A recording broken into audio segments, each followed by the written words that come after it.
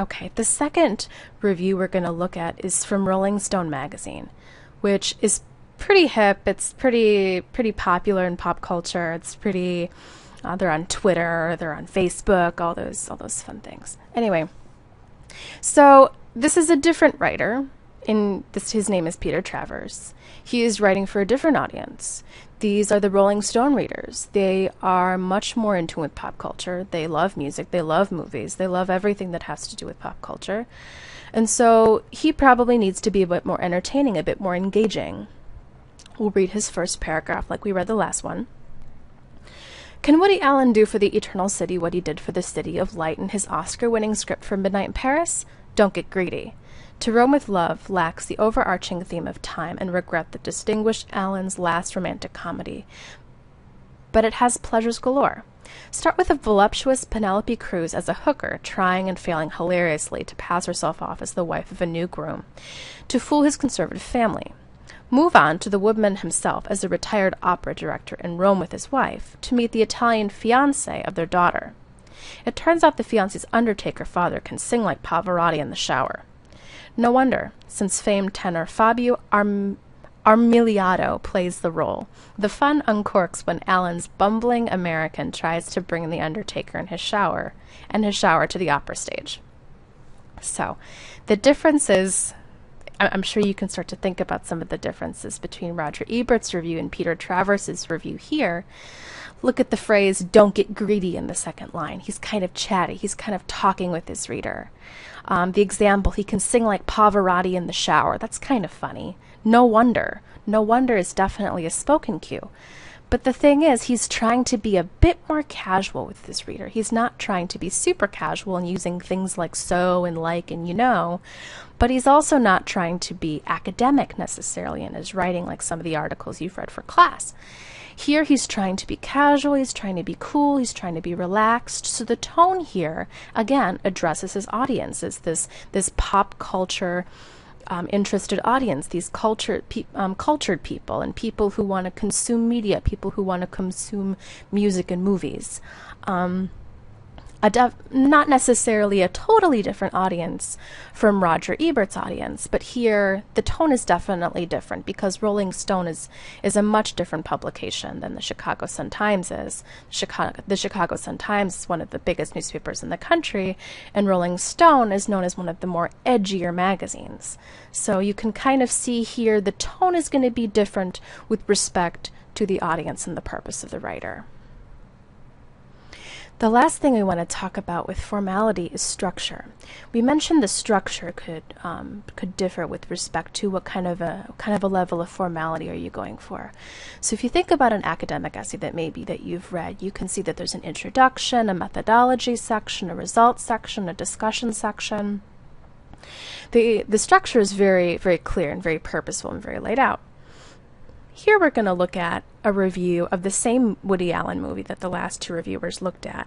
But this is from IMDb. This is from the Internet Movie Database, where users can post reviews of movies that they've seen. And I want you to look at the structure here.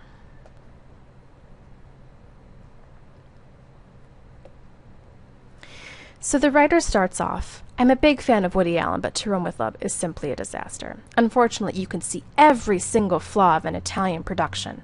I'm Italian. They choose popular Italian actors, but surely not the best ones.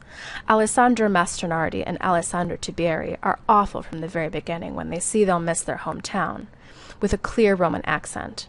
They both act like if they were in a high school play. Roberto Benigni simply plays himself as always. Other actors are too unbelievable in their roles. Are you kidding me?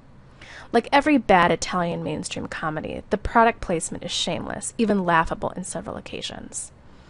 I'm not going to keep going, but I want you to look at the structure of this, that he really doesn't, yes, he has a very strong belief in what he's saying. It's clear from a sense of urgency and a sense of excitement that's coming off of this review.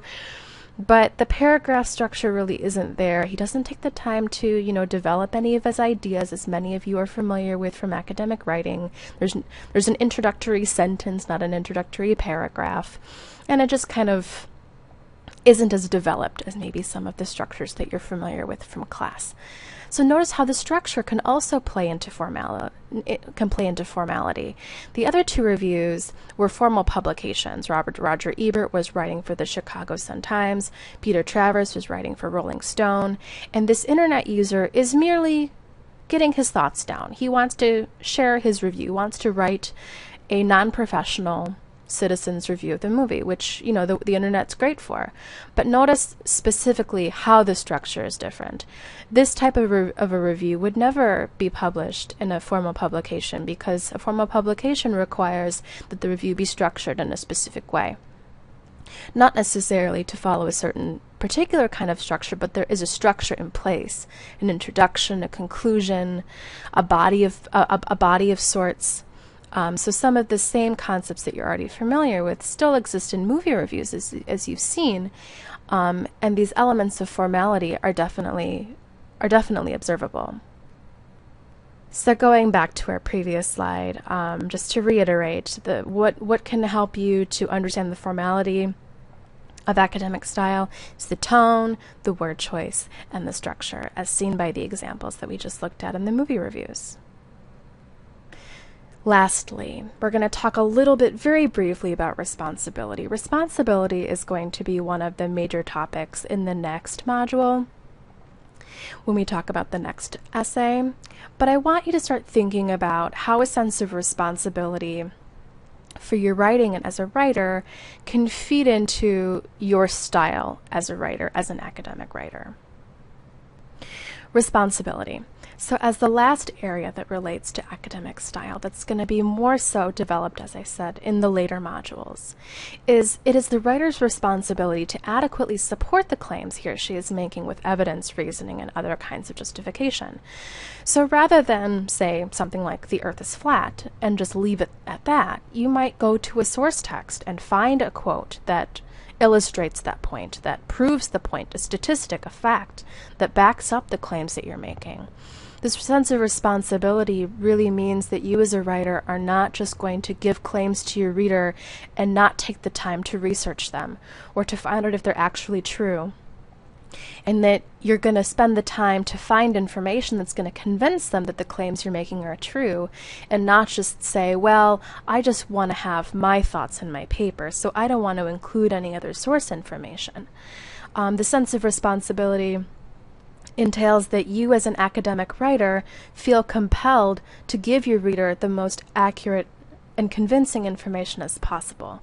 So while we haven't studied things like quotation, summary, or paraphrase yet, which we will study later on, I want you to start thinking about how incorporating source information and outside examples contributes to your academic style, and how including that information is ultimately going to make you more credible, and is ultimately going to make you sound more formal and more academic and more believable to your reader.